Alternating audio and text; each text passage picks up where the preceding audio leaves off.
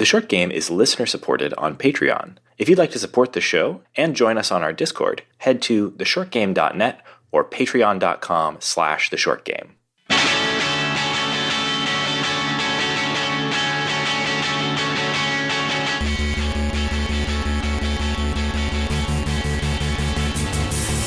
Welcome back to The Short Game. This is a show about short video games, games that respect your time. I'm Reagan Kelly, and this week I am joined by 100% of my co-hosts. Laura Nash. Nate Heininger. And Shane Kelly. And this week we are talking about the latest game from Short Game Hall of Famer Inkle, and that is Overboard, with an exclamation point. Overboard! Overboard. Overboard, a whodunit where you're the one who done it. What a great concept for a game. What a great concept. I love it. So it's 1935, and you are a dashing lady who offs her husband, and it is a visual novel kind of like 80 Days. That's kind of the elevator pitch. But before we get too late, real quick recap on Inkle. Yeah, let's talk about their history. Yeah, so they did 80 Days in Heaven's Vault, and they made this game in 3 months. And what a glorious 3 months that must be. I can only imagine how much fun they had making this game. And for it only to take 3.5 months, you just had to know it had to be just like such concise effort for such a good end product. They had to know, like, end to end, that this is awesome. You know, like none of the development hell that most games get stuck in. They just idea, and it's out, and it's a hit. How much fun is that? Incredible pandemic project. If you're not familiar with Inkle, and maybe you haven't played any of their previous games, just to give you a little bit of an idea of their sort of style as a developer, they are very deeply rooted in the interactive fiction scene. Their game 80 Days was a huge smash hit on iOS and since then tons of other platforms, and kind of recasts the Around the World in 80 Days story as a sort of a anti-colonial new take on steampunk. And it's pretty incredible. It's just one of those sort of absolute classics of the short game and of games in general. And then they had, I think they followed that up. I don't think there was anything in between that and Heaven's Vault. And Heaven's Vault was an astonishing, but also incredibly intricate, really big, complex game about traveling through space, decoding an alien language. It was really an enormous sort of narrative and technical achievement. And it's also one of the sort of most, meaty games we've covered in depth on the Short Game.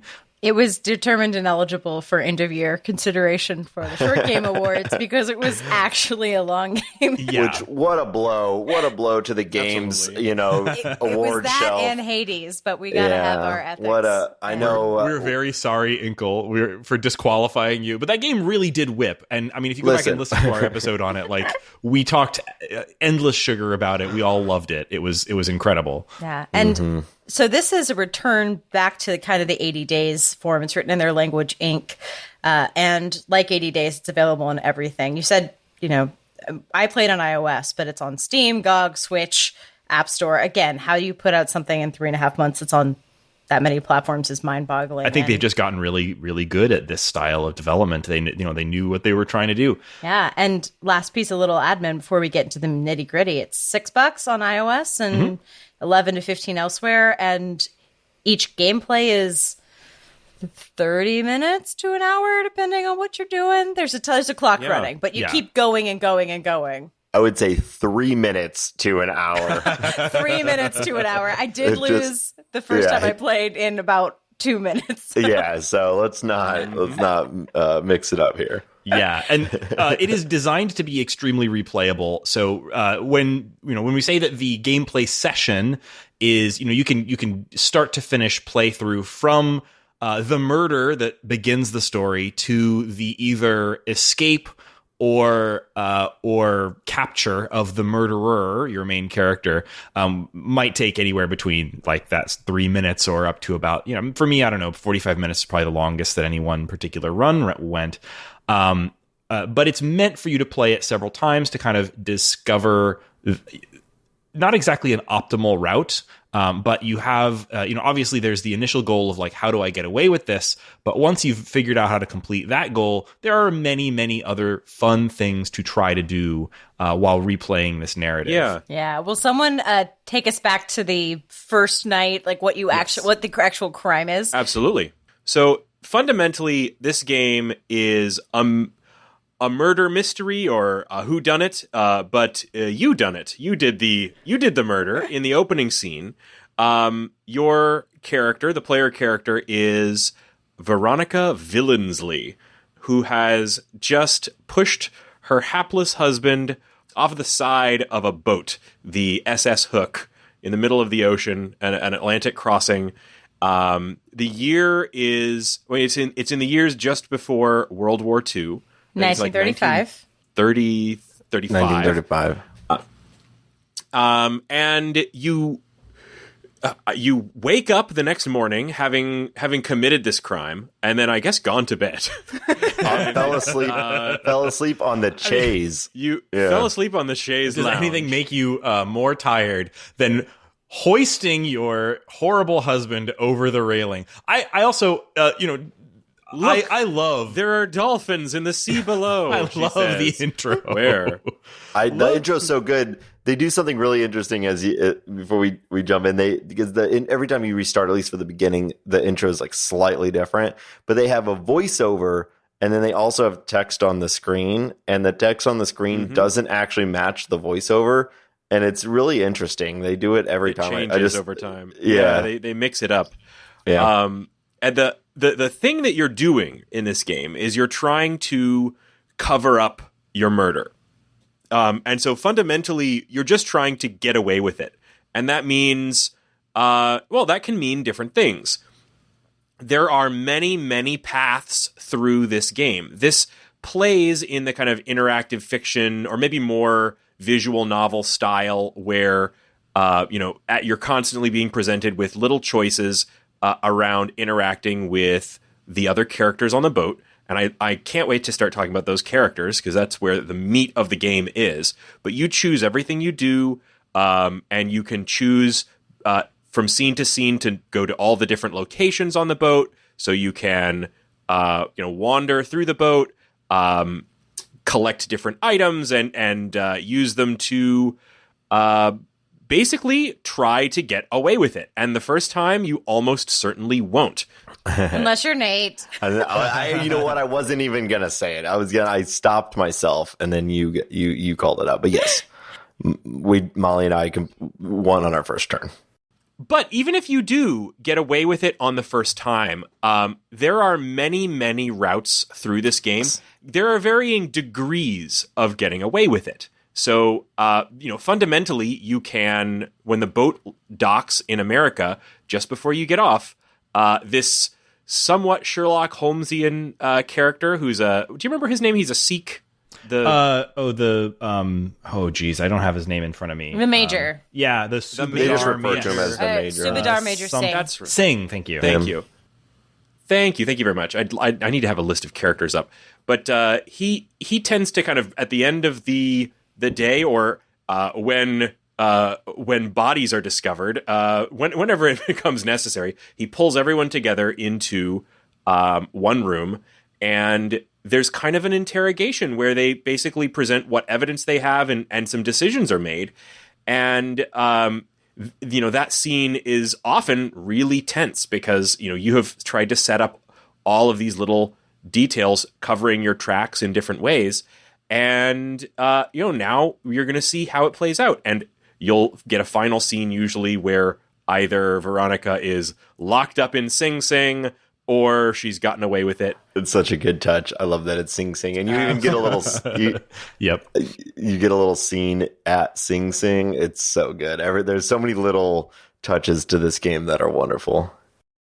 My favorite touch right there at the end is the newspaper, because you get this kind of report at the end that gives you the motivation to try again and to try to do better. Because fundamentally, you can get away with or without your freedom. And then you see there's a checkbox for, well, did you get your husband's life insurance payout?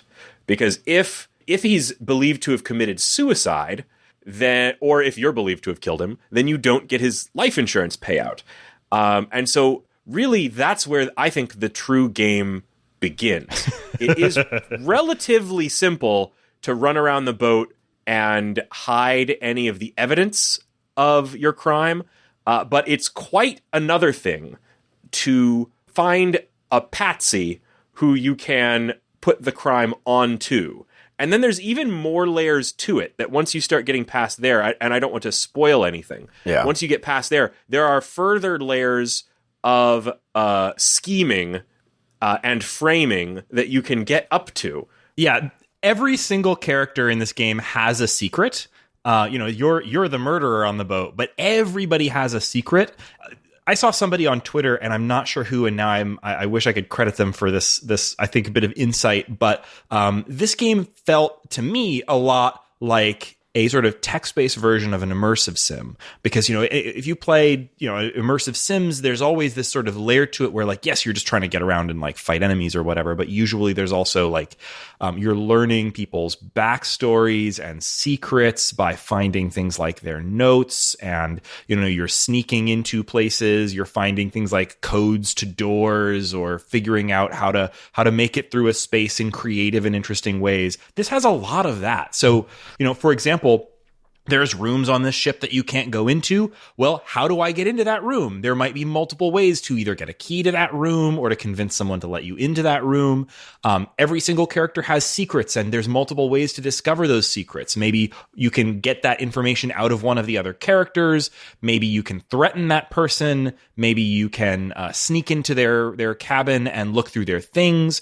And once you have those secrets that those characters have, then you can use that in interesting ways. So maybe once you know somebody's secret, you can use it to blackmail them, or you can use that information to frame them for the murder. And so there's so much going on with this. Like, there's so many layers. Every character has so much going on. It all takes place on this small boat, but it really feels like this incredibly open experience. You kind of think with a game like this, all of these characters are going to be like stationary, or kind of in their place saying their thing, right? And you're going to go and like, oh, I'm going to go to the restaurant and visit Lady H. She's always there, always doing a thing. But no, actually, this game, everyone has their own sort of life on the boat, and these paths that they're doing that really influence the story. Like Mr. Carstairs, he is always going to be on the top deck early in the morning. And so if you may try to beat him there, because there may be something up there that you want to get, or you may know he's going to be up there at that time, so you can go to a different place where maybe it's important that he's not there, and you start to learn their like normal path, but then you can start getting in there and messing up their normal path so that maybe they are in different places than they usually are, which gives you an open door to do something different than what would have normally happened. Like the whole boat feels really, really lived in. It made me think of a game that we've done for this show, which was not a whodunit, or it was kind of a whodunit, kind of a spin on whodunit, which was the Sexy Brutale. I was just going to say that, the Sexy Brutale, because it has that sense of like characters moving around. They've got their own business to attend to, but they are watching. They're looking out. That is why this is a Shane game. Yeah. The Sexy Brutale, when we played it, was one of my very favorite games. I love that we've ever game. played. That is, for those of you who might not have played it, and I don't think a lot of people did. Yeah. Real shame. That's a Great game where you are in this hotel where, like, it's a kind of a Groundhog Day situation, and it is kind of a similar scenario where you're going through something of a time loop. This isn't an explicit time loop. This is just a very heavily replayable game. There's a little bit of an implication that there's a time loop, because when you restart the day, Veronica like shakes awake in her room and sometimes says like what she learned from the last loop, as if it was something she awakened from a dream. Don't go in there when he's watching, or something like that. Like she'll wake up with a moment of insight. Yeah, I was trying to tell if that was like actually her, because it's a thought bubble. If it's like actually her, and we are supposed to understand that this is a time warp, or I don't think Sexy Brutale is like narratively a time loop. Yeah. This is like this has that element to it, because like you can learn something in one loop and then carry that information forward into the next loop. And I don't think that it really means that like Veronica is reliving this day, but you as the player are. We're able to retain knowledge. The other thing that's very different here from the Sexy Brutale is the Sexy Brutale is a big space where everything's very tightly scripted and things mostly happen the same way every time. Yes. But in this game, things can be incredibly different from run to run. Your choices that you make and the ways that you interact with the characters and the things that you do make an enormous difference in the way that things play out. Characters will be in different places, having different conversations that you can take part in or listen in on. You'll be able to access areas that you couldn't before. And all of that this is perhaps, in my mind, the tightest writing of any piece of interactive writing I've ever played. And I've played quite a bit.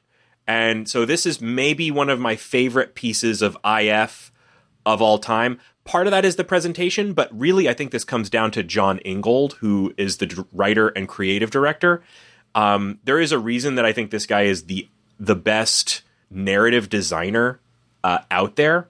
Just think about the way that the interactions are simplified and presented here. Every time you're interacting, nearly every time, you're presented with exactly the right number of choices, which is always 3 choices. Yes. 3 choices always. Even though we're dealing with incredibly complex situations and conversations, and those choices, it's so common in video games where mostly this is playing out in conversation.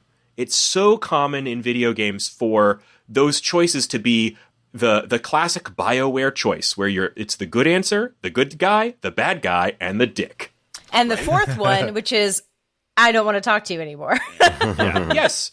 So there's John Ingold has a talk that I would really encourage anyone who's interested in just the design of narrative games to check out about writing good dialogue for games, right? He says writing sparkling dialogue, I think is the name of the talk.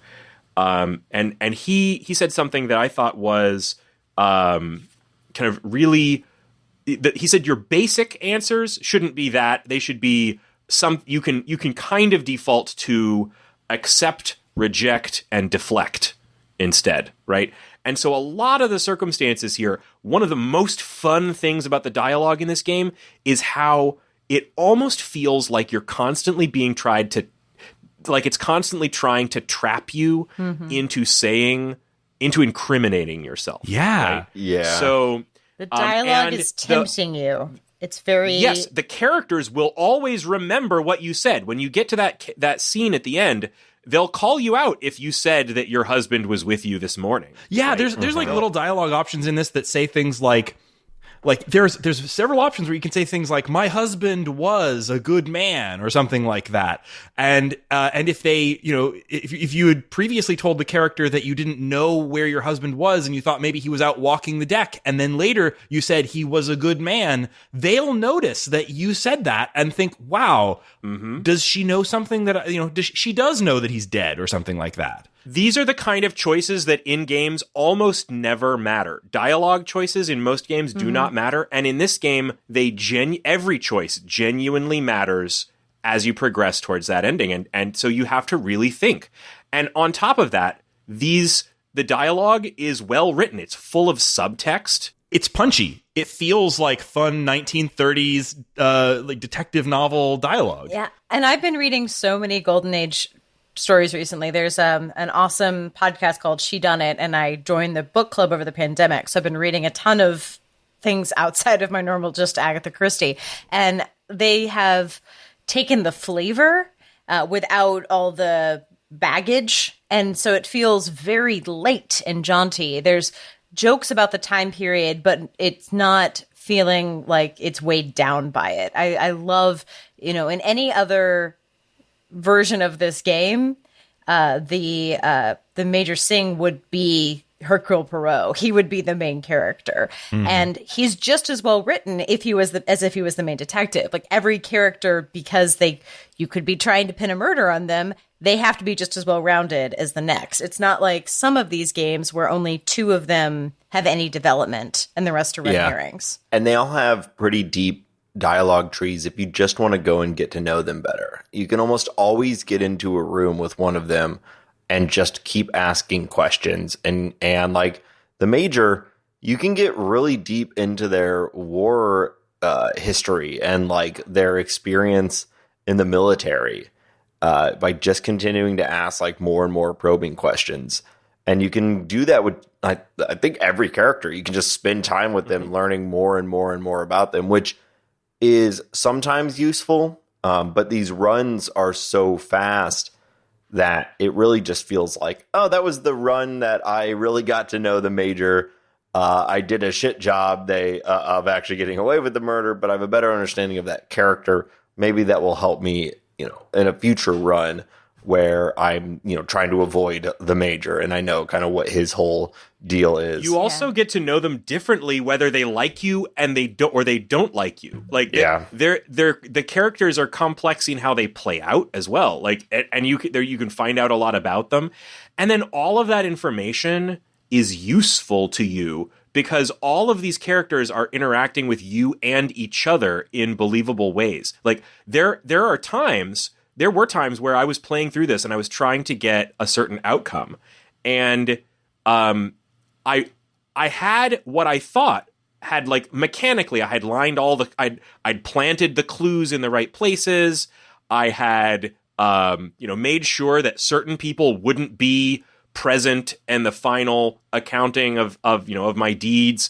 But I answered a couple of questions badly in little tiny ways that they were able to pin things on me, and I had pissed off the wrong person by like making an offhand choice of dialogue, and that was enough to, like, you could see a moment in that scene where like the whole thing turned against me, and that's the kind of thing that I've never seen that kind of moment in a video game before in any way that felt like anything other than like a pre-written FU to the player.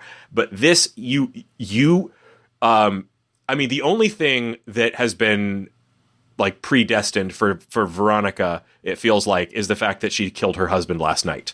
Yeah, and I think the summing up is very important to me because the summation, everybody has a chance to accuse you and present their evidence and say why they think something, which means that it always feels fair, and the summation always feels like, oh no, I've gotten caught. like it feels inevitable. They caught me, and you're like, yes, they caught me. I messed up. It's not unfair that the game didn't tell you something. It's always, oh no, I forgot about my earring, or I forgot.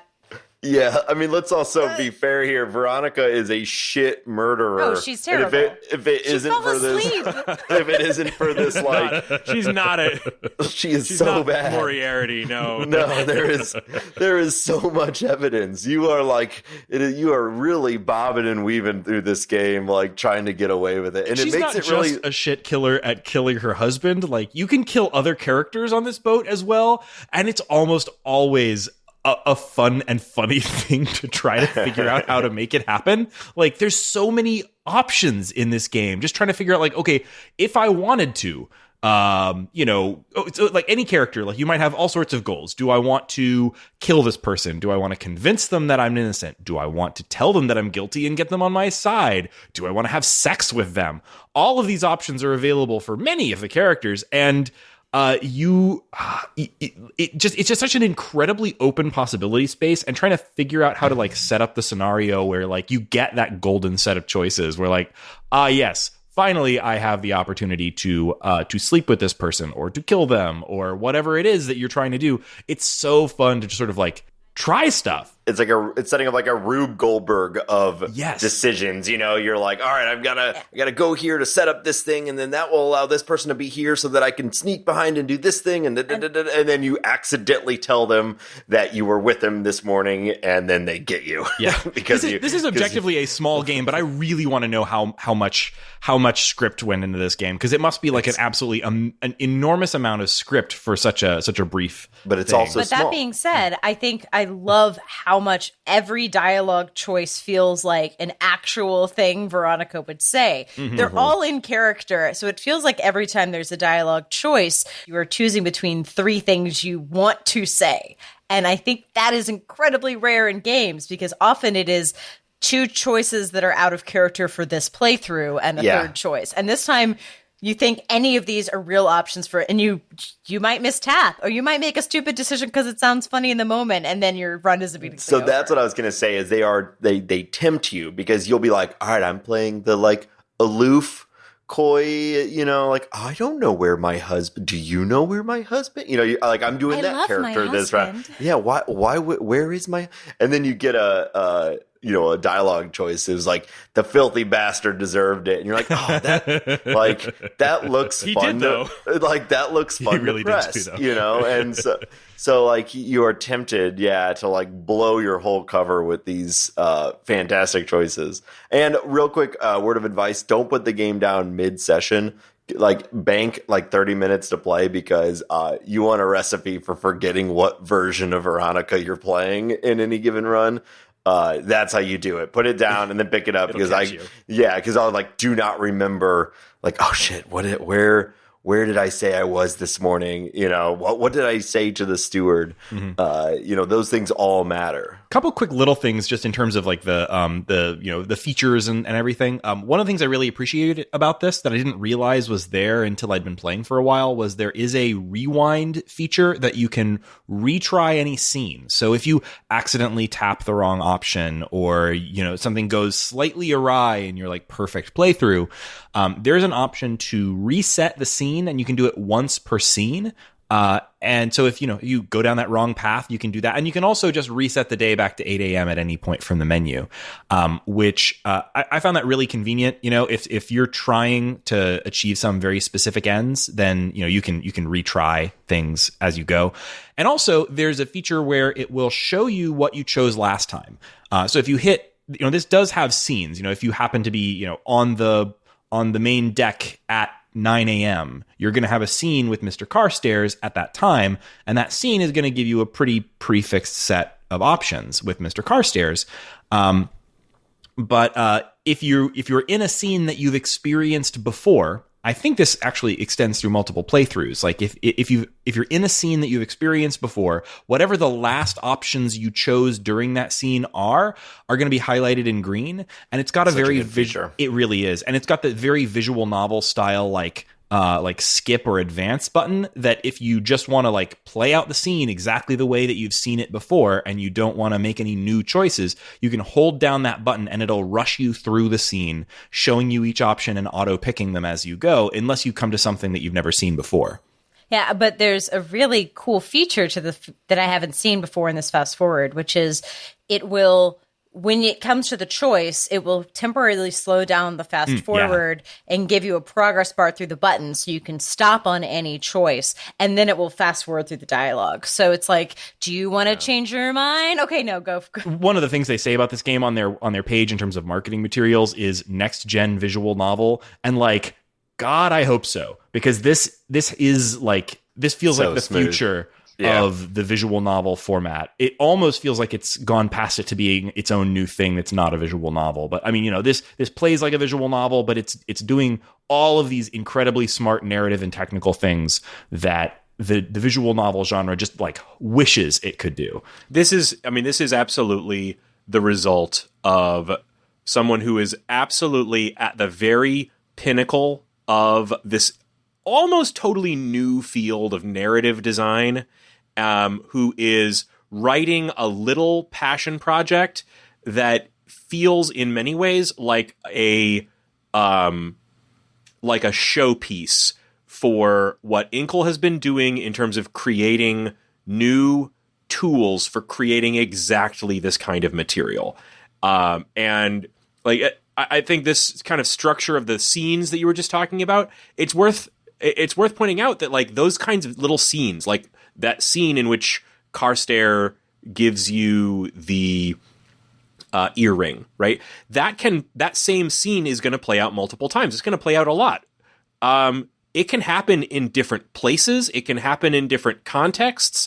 And when it does happen, it's going to happen differently in those different contexts. There are times in this game where, you might have seen a scene before, but this next time that you do it, some new line is going to be said or sayable by you that could not have been said before in that context. A case in point would be that kind of big final scene at the end. And this is a teeny tiny spoiler, but I think it's just my favorite example. In most of my playthroughs, there was a scene at the end where I was suffering some sort of accusation from a certain young lady who we'll talk about, and about my husband. And in one of those scenes, when I had read some poetry that she had written for him, I was able to, I was kind of thinking, I was like being a little bit pompous, like thinking I had gotten away with it. And I was able to, I was saying, you poor girl, he had your heart in his clutches like a falcon. And that's a quote from her. It was a quote from her poem that she didn't know I had read from her room. Oh, no. Like that kind of callback. But it had a great result, which we can talk about in spoilers. Yes. That kind of callback is incredible. That kind of work, keeping things feeling alive and fresh the 10th time you play through a scene, impossible. How did he do this?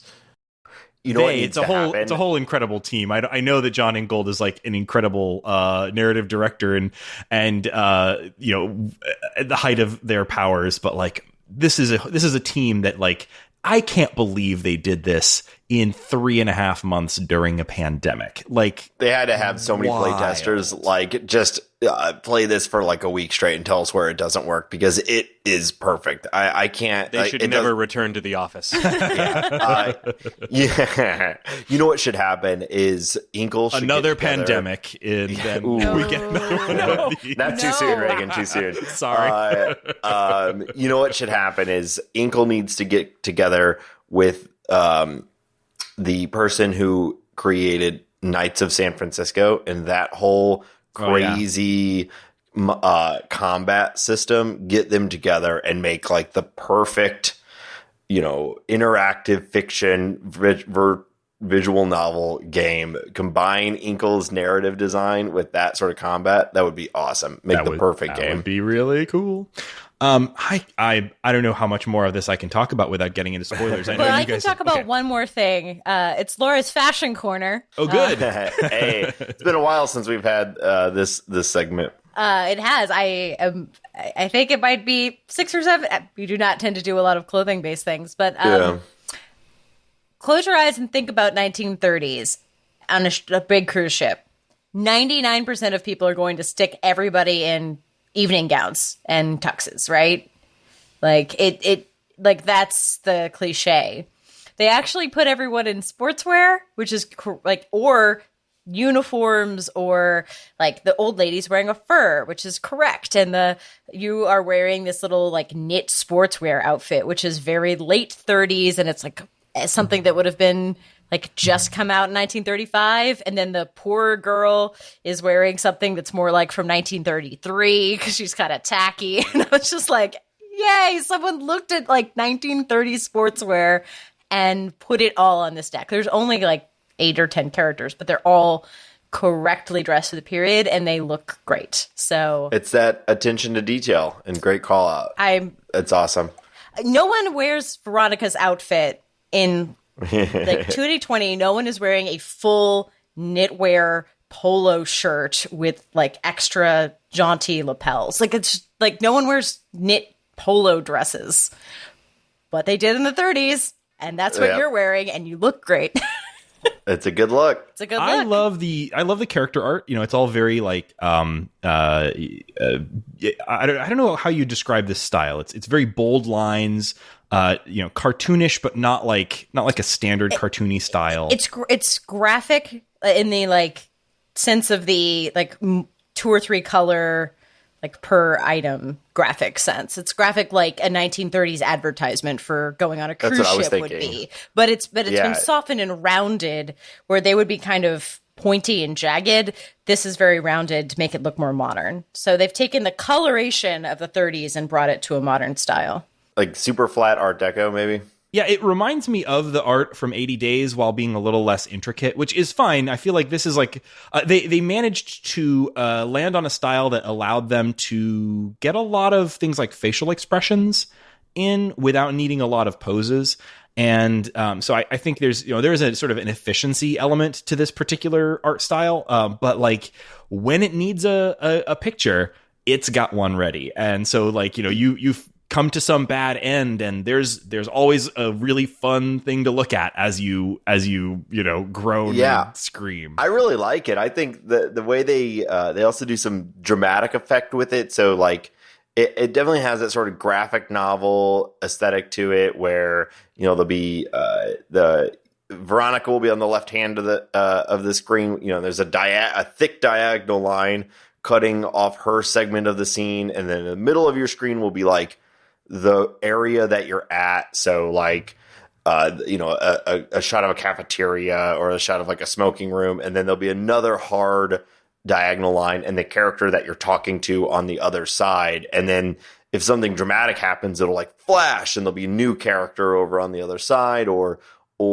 not as dramatic, and it'll just switch. And now there's two people over there. And it just really sets the scene really well, and does do some visual elements when it's higher stress situations. They ramp it up a little bit.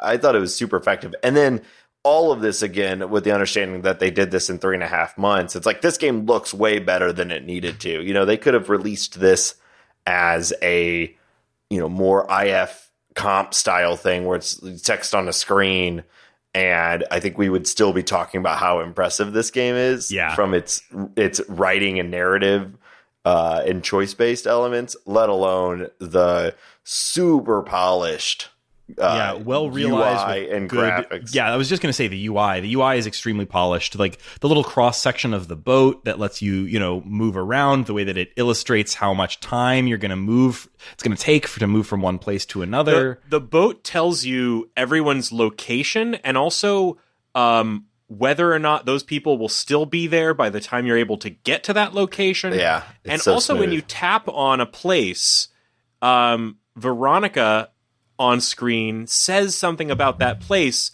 that is contextual to like what she knows and what she thinks is going to happen or why she's going there. So it makes it very, very, which is a very, very helpful way to navigate around, like help you figure out what you're going to do next or where you're going to go. And like any good game, you can talk directly to God. So there's that. Oh, yes, absolutely. We'll have to save that for the spoiler break, but that is like... Come on. Dear listener, pray. There is a hint system. Yeah. This is the tagline of the marketing material, so I don't think it's a spoiler. But in our spoiler break, we'll probably be talking about a lot of these. They list all the verbs you can do, which are lie, befriend, betray, console, sneak, seduce, steal, borrow, prey, eavesdrop, kill. So that's your teaser for why you should play this game. That's so good. And we're going to spoil the hell out of all those soon. Yes. So we have to spoiler break here in a minute, because I really do want to ask you guys some questions. I played through this game, I think 10 times. Maybe not quite, like 8 or 10. And I got a good number of endings, but I definitely didn't see it all. I already heard you guys mention some stuff that you saw that I didn't, and I know there's some stuff I was trying to do that I haven't figured out how yet. So I'm definitely eager to hear about stuff that you guys have discovered. Yeah, and I think since we're wrapping up here, I have to say, I think this is peak short game. It's just bait for like all of like each one of us have like it's a narrative roguelike. Hi Nate, like it's Shane has already talked in detail about like how much like just room to fuck around and find out there is in this game. Like it's 1930s she like husband killing. Hi. Hi Laura. And there's a mean woman in it, so it's perfect for Reagan. Oh God, you guys. Not to mention it's a visual novel. Right, not to mention visual novel. So it's an incredible game. Congratulations, you successfully baited and made a game specifically for each one of us. You got it. Good job. They want that short game bump. Yeah, man. They want Yeah. that short game bump. They know how valuable it is. This is one of the easiest recommends that I've come across in a while. Like this is short game pantheon stuff here. Really, really, really good. Whenever I think we all have like our games that we recommend in our back pocket when people like want to talk about the podcast. Like, oh, what kind of games? You know, like and then we tell them and they blankly stare at us like they've never heard of anything we've ever just spoken about. That's the exciting experience. But you say it's a game you can play on your phone where you try to get away with murdering your husband. I bet everyone's going to go, I want to play that. It's great. Yeah. This one's so pitchable. Yeah. Well, I can't wait. Let me talk about... I'm declaring... I don't usually get to blow the spoiler horn, but I am officially sounding the spoiler break because I want to talk about all of the things. I got all the... It's the nautical. It's the nautical. Wait, no, hold on. Boo, boo. Ding, ding. I'm ringing the murder bell. We have to do the outro first. Ladies and gentlemen, thank you for joining us on this fine episode of The Short Game. Before we roll into our spoiler break, a little bit of admin and outro. You can find our show on the internet at www.theshortgame.net, where you'll find all of the things, our searchable show notes page, our contact form where you can let us know what you think about the show, what you are playing and enjoying, etc., etc. And also you'll find a link to our Patreon, which is how you can join us on our Discord. We have a community on Discord discussing the games that we play, planning for the show, all of those sorts of things. And if you support the show with even just $1 a month, you will immediately get access to our Discord, and we'll be very happy to have you and chat with you there. You can also find our show on Twitter at _shortgame. And you can find this game, I didn't mention it, or you can find this game on the iOS App Store. You can find it on the Nintendo Switch eShop, just to reiterate then, thank you. And you can find it, I think, also on most of the PC marketplaces, including GOG and Steam. So get it and check it out. And you can find me on Twitter at RayganK, that's RayGanK. And Laura, where can people find you? You can find me on Twitter at Laura J. Nash. Shane, where can people find you? I'm on Twitter at 8BitShane. Nate, where can people find you? On Twitter at NateSTL. And also, I get to do one of my favorite things, which is shout out someone who left us a nice review on our iTunes page. So shout out to Nick Terrace A. They said, love this show, and a bunch of other nice things. Well, let me just say, we love you. Thank you so much for leaving such nice words. It helps us. I know every podcast asks this at the end of every episode. It's obnoxious, but it really does help us. And also, this person is on our Discord, which is even better. We love the conversation and the community that's happening on our Discord. So thank you for the nice words and for being a part of our Discord. Yes, thank you. And I don't always forget to mention it, but if you want to support the show, obviously there's the Patreon, but another really great way to support the show is just to leave a review on your podcast platform of choice, or just tell a friend. That's the number one way the podcast grows. If you want to tell somebody on Facebook or Twitter, maybe you see somebody talking about video games and you want to recommend the show. We really do appreciate that. That word of mouth is how the show grows, and we really do love when people do that. So thank you very much for that. All those reviews and mentions and so on mean a lot to us too. And Reagan, what game are we doing next week? Barring any unexpected circumstances, next week we're going to be talking about The Magnificent Truffle Pigs, which is a first-person adventure game about metal detecting and romance taking place on the English countryside. And it's from a developer called Thunked and a new publisher called AMC Games, which I believe is related to the AMC network on cable, which is sort of interesting. And it's from, I believe, the developer or one of the developers or the lead designer of Everybody's Gone to the Rapture, if that gives you a sense of the sort of thing this might be. So I'm looking forward to giving that a shot. It's about 2 hours long. And that's probably next week. So if you're wanting to get ahead and play something for the show, check it out. It's on Steam and other things too, I think. I was at a lake a couple weeks ago, and there was a dude just like out in waist high water with a metal detector and like a big old scoop and headphones on that I assume were playing the metal detecting sounds. And I just thought, what a strange hobby. And so now I'm hoping that this game may give me a little bit more insight into the life of a metal detector. I have not thought about metal detecting, interacted with metal detecting at all in a long time. And I saw that guy, and now we're doing this game.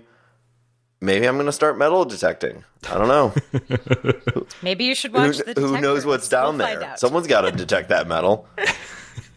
Well, I'm looking forward to learning more about the art of detecting bits of crap in the ground. Yeah, I guess. I don't know. What are you hoping to? What are you trying to find? Anyway, ancient buried Roman treasure in like 15 feet off of a very popular beach at the Lake of the Ozarks. I mean, in England. Okay, yeah. So what was this guy? I guess you're just hoping you find other people's lost jewelry. Yeah, other people's jewelry. You clearly don't know about metal detector TikTok. God damn which it. Eli, if you're listening, apparently watches a lot of. So of course, there's a TikTok for everything. Maybe we should ask him if he wants to come on for that one. I love it. All right, let's move on. We are going to move into our spoiler break territory. Shane, you were really eager to pull the boat horn for this one, so go right ahead. By the way, I reserve the right to just use our regular sound effect. I don't know where to get a boat horn, so you pull the horn and I'll play the drums. Ooga. I am now ringing the bell that signals a man overboard. Ding ding.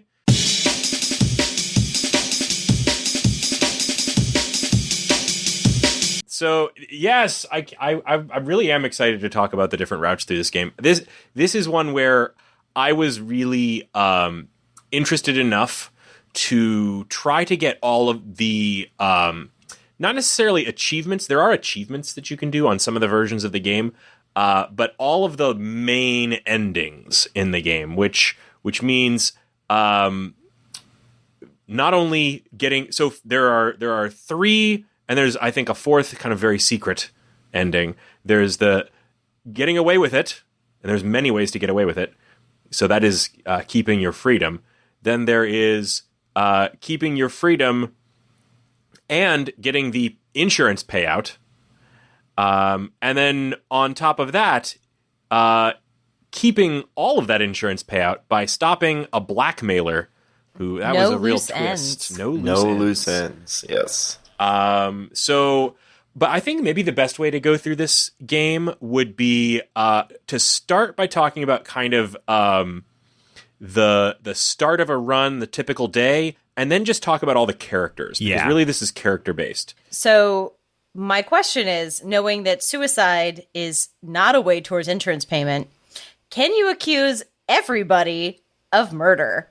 I didn't get that far. I only pinned it on the most obvious Patsy, which is what's her name? The Clarissa. Yeah. Right. Yeah. I don't think you can I don't think that you can credibly accuse everyone. There are at least two characters who you can accuse and pin the murder on successfully. And and even within those options, there's a lot of variation. I think it's true across the whole game. I'm going to try and do maybe varying levels of spoilerification so that maybe people are listening to this and like maybe they haven't gotten through all those different parts of the game. So first off, just getting away with it.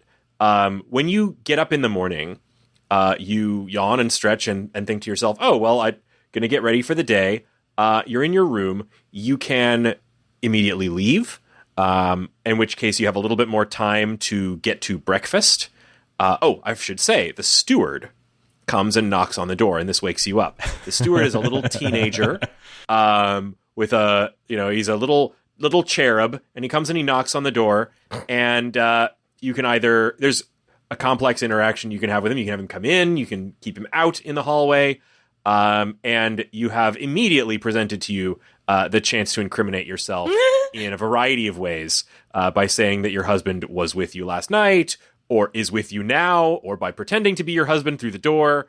That's I wanted to say that real quick because this is one of my favorite little ones. You talk about something you do at the beginning having an impact at the very end. You can pretend to be your husband, and it literally does like quotations, manly voice. Like, I never did that. I'm here and I'm fine, and then you do that. And then at the end of the game, so if you do that, you're trying to play the role of he was with me this morning. And so you have to make all these decisions that are like, I saw him this morning, everyone else, everything that everyone on the boat saw because you murdered someone in the plain sight of like everybody. Plain sight of multiple people.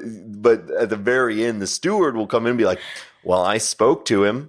I spoke to him this morning, and he will back you up that you had your husband this morning if you do the manly voice correctly. It's great. Yeah, it's so funny. Yeah. Brilliant. Now, I will say, and this is a bit, this is something that you won't do in most of your runs, certainly early in the game. You can also tell him, oh, come in, and have a brief conversation with him, and then bludgeon him to death with a paperweight. I did that too. Oh Yeah. man. And it's such a like, it feels like one of the little touches I noticed there was like, as soon as you do that, the background music goes away and suddenly the game feels really different. But you murdered a child. You murder a child for no reason. But if you do that, you can take the key off of his corpse, and that's basically a shortcut to the rest of the game because then you've got the pass key from the very beginning. And I'm pretty sure there are some things you can really only do if you do that because then you have the pass key first thing in the morning. But then people find a dead body under your bed that smells. It's actually quite possible to get. There are many ways to get the pass key, and you can get it quite early in the day if you want to. And a lot of the different approaches you might take in the game are going to hinge on which cabins you have access to. When you head into the bathroom, you can do important clues for the plot, like check and see if you have earrings, or you can take a sleeping pill and pass out and immediately get caught, which is the first thing I did on my first run through, which ended in real time 2 minutes and in game time 21 minutes. They say basically, we went to the restaurant and you weren't there and you were accused of murder, and everyone just said, yeah, she did it. And you went straight to jail because you weren't wake there. Up on your way to Sing Sing. It's pretty much correct. Yeah. I love all of the, like, obviously there's so many choices that you come across in this game where it's like, well, I'm going to lose if I press this button, but I kind of want to see what happens, including a number of times where you can jump off the boat if things are looking terrible. And that is a grim outcome when it happens. I thought I would take like a sleeping pill and be like, someone tried to poison me. But no, I just fell asleep. That's so funny. We should talk about some of the characters a little bit more. I think Shane wanted to take us through those, and I want to hear everybody's thoughts. Yeah, so of course, we can't start with the characters without talking about Veronica Villensley herself. She is recently married to her husband, who's not really pictured in the game. Very, very occasionally, there are certain circumstances where he does appear, in a sense. But her husband, I forget her husband's name. I don't know if he comes. Malcolm. He comes Malcolm, because it rhymes with Falcon. Yes, of course. And Veronica is a newlywed, very recently married to Malcolm. It was his family's idea, and the marriage was wrong from the start. She was an actress in London's East End, and they are now fleeing to America. And primarily, it seems to be because of her husband's detestable political views. So, Veronica is her motivations for murdering her husband are sort of slow to reveal, but her detest for him is not. The first character that you meet is that steward who doesn't.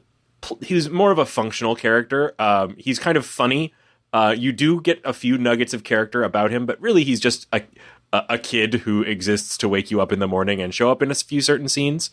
The first real character that I encountered was Carstairs, and he is a kind of affable guy. He looks like a dandy, He does. He's a bit dandified, and you can see him early in the morning on the upper deck, where he gets up in the morning and takes a little bit of a morning walk along with sorry, what was the other fellow's name? The Major. The Major. Major right. Singh. That's twice I've forgotten Major Singh's name. So Carstairs is he's kind of a cipher. He has like everyone, he has a secret. But the first important thing that you really learn about him, I think, is that he spends most of the day in the smoking room playing cards, which is where he took your husband for pretty much all he was worth. He's a kind of a card sharp, and your husband is a very bad cards player. So that's the first character. The important interaction you have with him at the start of the day is those earrings. Veronica wakes up in the morning with one earring, and she doesn't realize it. She has these pair of diamond earrings that are very distinctive, and one of them fell out of her ear while she was murdering her husband last night. So it's up on the upper deck. She is so bad at murdering. Just the worst. She's so bad. So if you can get up there before Carstairs in the morning, you can pick it up, but probably you can't. If you do almost anything in your room before leaving it, you won't make it in time. And Carstairs will find it, and then when you first see him either up on the deck or later on in the smoking room, he'll give it to you. And if you have discovered that you are wearing the earring, you can take it out and you can deny that it's your earring. But really, it is a piece of physical evidence that ties you to the murder scene in a very concrete way. So that's one thing that he serves. There's big secrets, and I'll kind of come back to those in a bit when we talk about the blackmail. The next character is, I'll say it's Clarissa. Now, Clarissa is the young lady who your husband was having an affair with, and she is a young poet. She spends most of the day crying because, as it is revealed, she's well aware that your husband is dead because he fell past her porthole window. Now, While she was waiting to sleep with him. Yes. He reached his ghostly hand out towards the window as he fell. Mm-hmm. Your husband is the worst in so many ways. Yes, her room is full of poetry that she wrote for him, and it is terrible. One of the interesting things is they created a ton of bad poetry, which apparently they reached out to people on Twitter to help sort of crowdsource. So there's an absolute ton that's of it. really fun. I didn't know that. The most effective Tweeted that uses poetry. is maybe the ideal use of Twitter. We finally landed on the ideal use of Twitter. It's also my favorite use of credits because in the tweet thread announcing they released this as a surprise, and it said in the first tweet, it's, this is the team that worked on it. And then they said, and these are the people who helped with bad poetry. And it was 2 or 3 tweets of additional names. Yeah. So the whole team who did the game is one tweet, and then bad poetry just kept going in a thread. That's brilliant. That's really brilliant. That's brilliant. Great. I didn't see that. That's fantastic. It took me a long time to get to the bad poetry, but I knew it was there because of that tweet. So there's obviously a bunch of other characters. I'm not sure we have time to go into extreme detail about everyone, but I want to make sure we don't breeze past talking about Lady H. Lady H is a sort of heiress type woman who is also a gossip and potentially even a blackmailer, who sees everything on the ship. And she's one of the people who potentially witnessed your crime. She may not have seen exactly who it was, but she saw the event occur. And so she is the biggest hurdle in most of my playthroughs.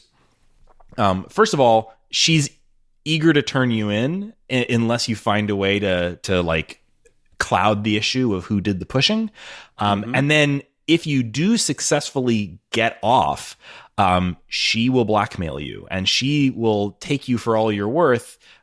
Even if you get away and get the insurance payout, she comes after you. And so there's that sort of final level of do you get away with it, of no loose ends. You have to figure out a way to, I suppose there's probably multiple ways to do this, and she was the area that I had the most trouble with. I haven't figured out a good solution for her yet. I'm sure you can kill her or convince her you weren't the killer, or maybe I don't know, reverse blackmail her or something. Like, I'm sure there's multiple ways, because there's definitely, she has secrets, but like I haven't gotten too deep into what her deal is. Does anybody have how did you guys address Lady H? Do. Yes, I think that seems like the uber spoiler.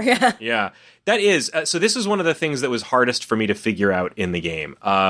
Basically, my progression with the game was first to kind of figure out plausible deniability, where people kind of know it's you, but there's no hard evidence, and that gets you your freedom when you reach America. Like, that's the baseline.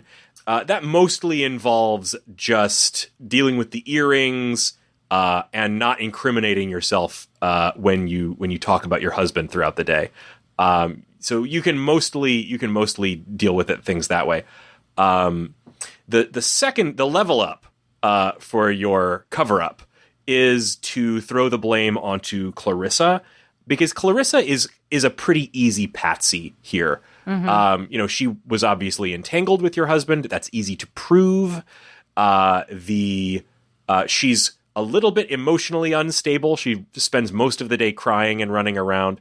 And in fact, if you really want to seal the deal, one of the best moments for me in the game was when I realized I could get into her room, which, by the way, you can do by retrieving a key to her stateroom that she gave to your husband. Yeah. And her husband's... It's in his jacket. It's in her husband's in your husband's jacket, yes. So you can get into her room easier than anyone else's room.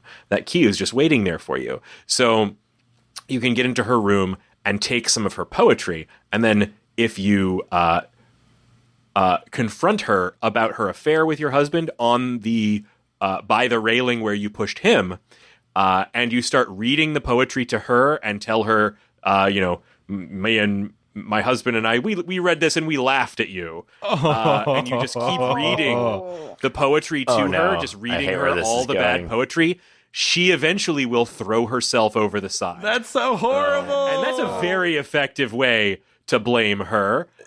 Sure. For things, now she's killed herself as well. But you can not even get her. You can even manipulate her into confessing. That's so mean. That is so mean. My God. Yeah. Well, she tried to steal your husband. She deserves it, even though you didn't want. What I found most effective with her was just planting an earring and the sleeping pills in her room, and then it just sort of took care of itself. The people on this boat are very judgmental about the sleeping pills. You don't even have to do that if you play your cards right. Mm-hmm. You can just get her real mad, and people think she's insane. Absolutely. That's what. So absolutely. The biggest though is the wallet. I tended to plant the wallet in her room. Mm-hmm. The wallet is a very easy plant. It's very very much ties her there. And I liked to keep the sleeping pills because they're very useful. And I'll get to that later. So that's how you level up to pinning it on someone else, right? If you're able to pin it on her, then it's a murder. And if it's a murder that you didn't commit, then you can get the insurance payout. Now, to level up further, you have to get it with no loose ends. And as you know, Lady H saw someone push your husband over the side. She has bad vision. It was a dark and stormy night. Now, actually, two people did, but one of them's real easy to get around. 2 people saw you shove him over the side. Well, that's what I wanted to talk about real quick, because this brings up my favorite character. Yeah, Anders. Haven't mentioned yet. Yeah. Anders. Yeah. Anders is the captain of the ship. Commander. He's not the captain. There is a captain who they talk about, but he is commander. Commander. Okay, so he is, and they call him the commander. And he is the handsome commander of the ship that, if you dig into some of the details, Veronica actually already has a pre-existing relationship with, to some extent. Now, that's not totally clear, especially as you're playing early on. But he is very romanceable. And his motivations are pretty cut and dried, and he'll tell you flat out, essentially, that he did see what happened. He won't say it in so many words. This is where the subtext really plays in. But as long as you take care of yourself and don't incriminate yourself, he'll be on your side. He cares about his career. He cares about not incriminating himself, or getting involved in something that, could bring him down or ruin his life. But he doesn't care that you killed your husband.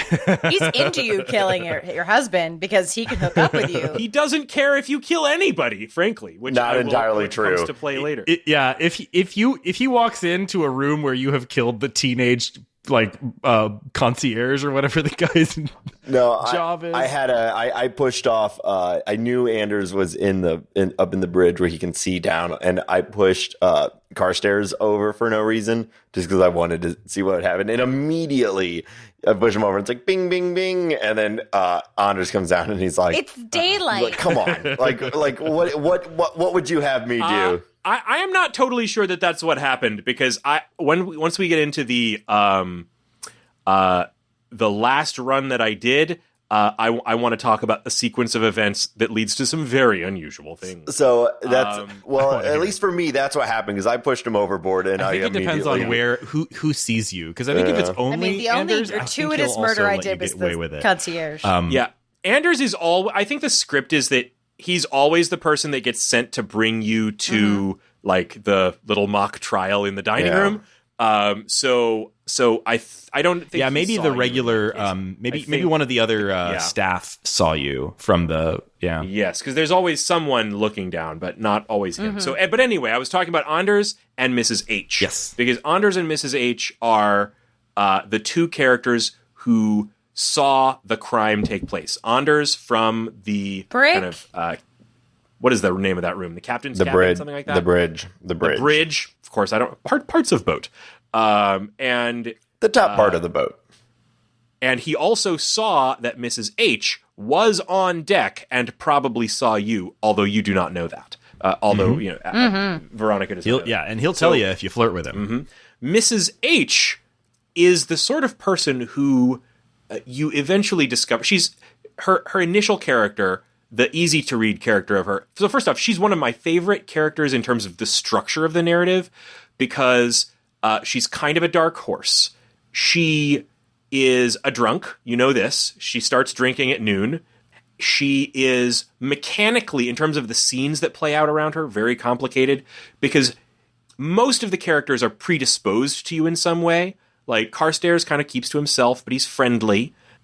Clarissa is kind of one note, but Mrs. H can be your friend or your foe, and it can be quite different depending. But what she is doing beyond just being kind of a drunk old lady on a boat is that she is kind of a collector of secrets. If you befriend her, you can engage in a bit of horse trading or secret trading with her. And there are other characters who have deep secrets on the boat that you can discover and then trade with her for information about characters you care about. So the level up for me to escape completely scot-free meant that I really had to eliminate her, because it was pretty soon very clear that she was the blackmailer. Not only because she was the only one who could have known, but because she signed the blackmail letter Toodles. Good hint. The blackmail that she has on you is clear, but she also has blackmail on Anders. And if you start digging, you will find that you can kind of trade her for a photograph of Anders, or if you get into her cabin and interact with all the objects, that you will find this photograph, and the photograph proves that Anders is not Anders. Anders is someone else who kind of Don Drapered Anders. And, what a twist. Spoilers for the first season of Mad Men. Spoilers for the first season. Sure, yeah. The first 3 episodes. Yeah. And she has been using this kind of threat of ruining his career to extort multiple transatlantic voyages from him. Amazing. And so she is on the boat, and so now you have a potential ally in Anders. So now you can do one of two things. You can conspire to frame her or kill her, and you frame her in similar ways to what you would do with Clarissa, or you can drug her in one of my favorite scenes, where you can. Well, actually, I don't know that you necessarily have to drug her for this to work, but you can do the classic Princess Bride cup switcheroo with the drugs in the cup, which is yet another. And she's also pretty particular about the flavor of her drink, so I screwed this one up in some funny ways. This is another chance to accidentally drug yourself. She's hard to drug because the pills don't dissolve. Drugging her, she goes and falls asleep in her cabin, and then you can smother her with a pillow. So, nice. Yes, and if you properly incriminate her and kill her, that also works.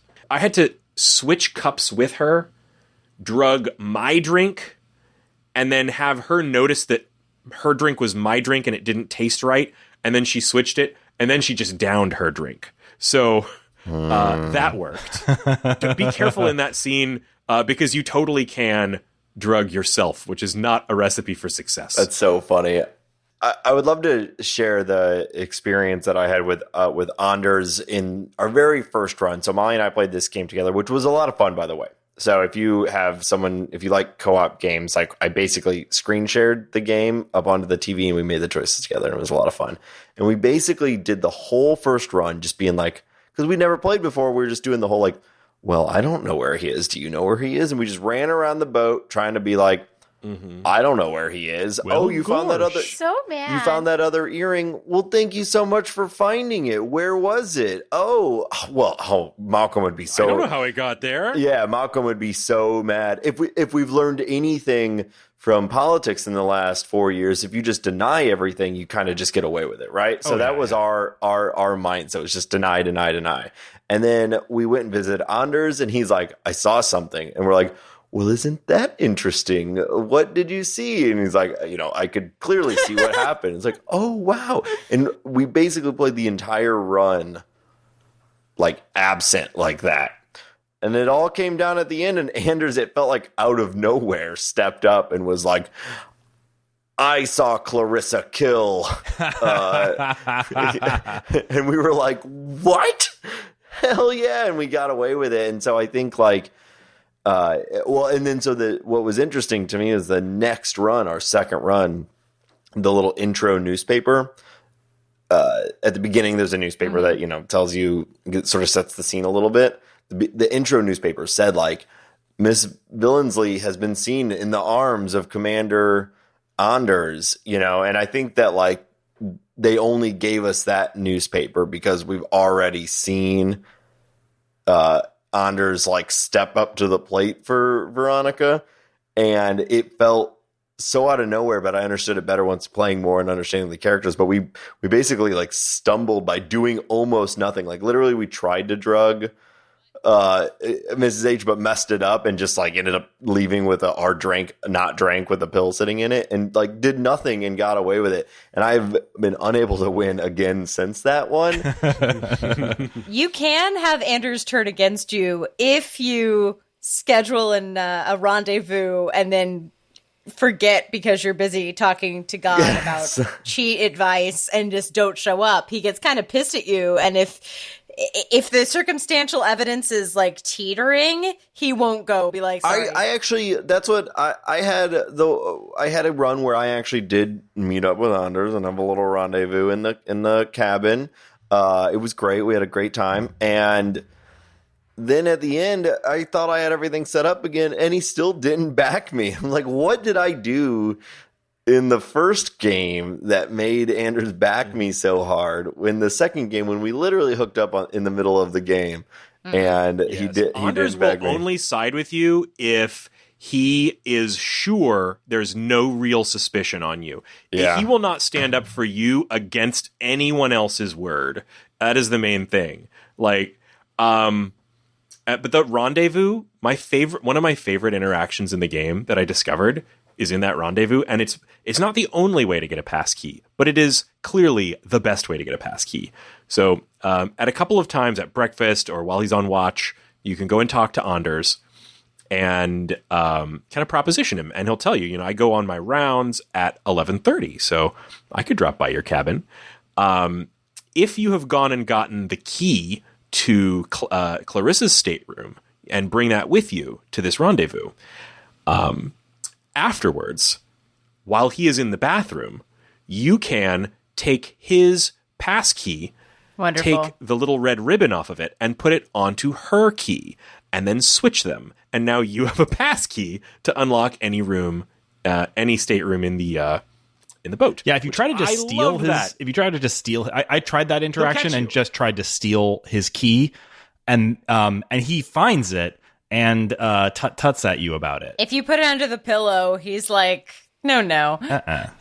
Yeah, he's not going to let you just take his pass key. But if he right, so I think that would be too potentially incriminating for him. Well, that said, you can kind of just get his pass key if you get him while he's on watch on deck.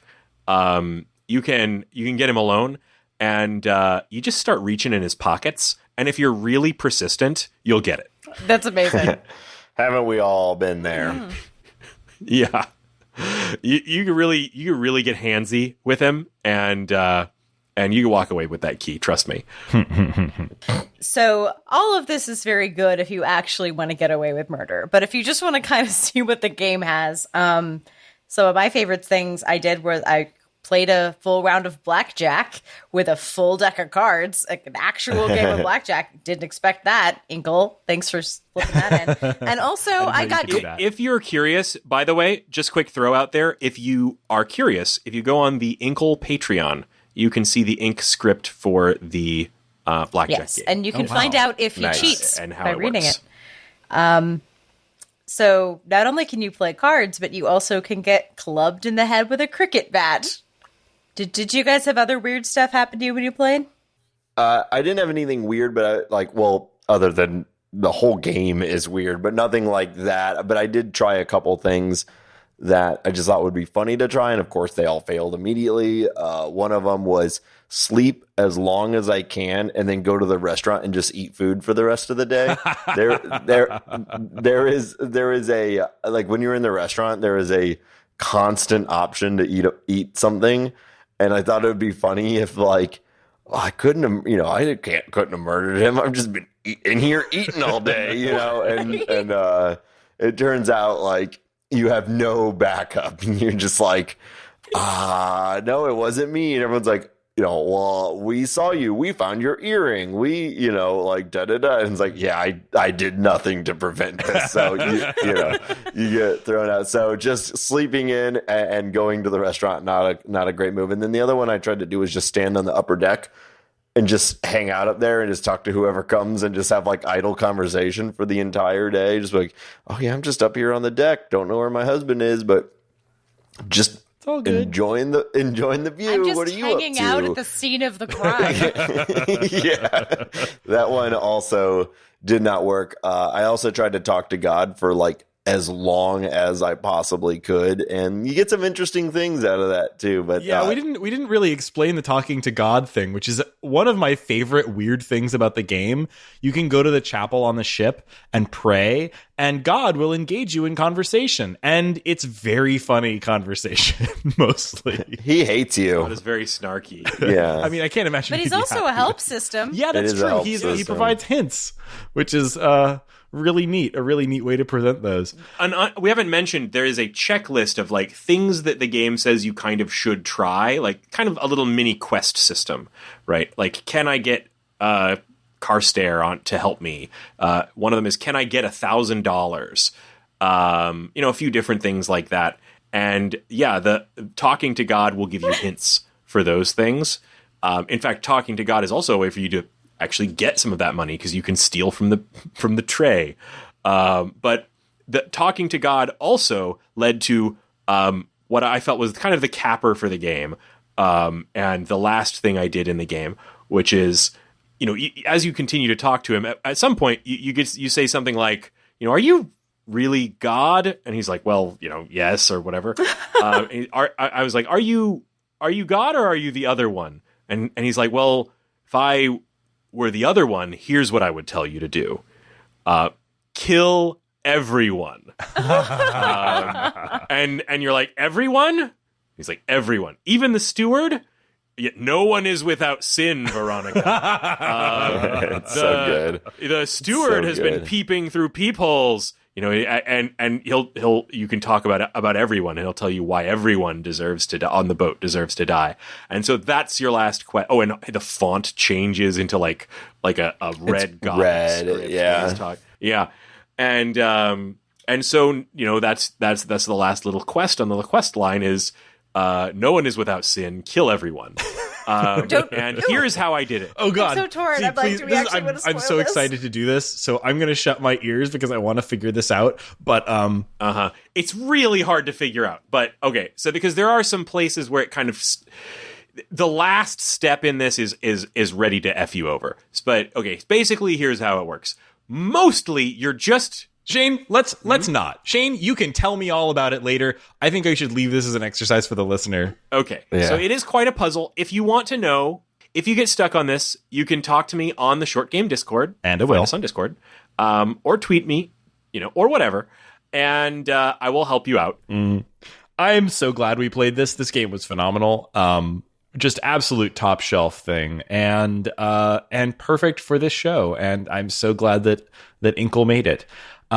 We've already done our admin and outro, and we're way over time, so no time for any what's making us happy this week. But this game's making me happy. Yeah. This week. Yep. So thank you all for joining me on this one, listeners. Thank you for listening, and we'll hopefully catch you next week on another episode of The Short Game.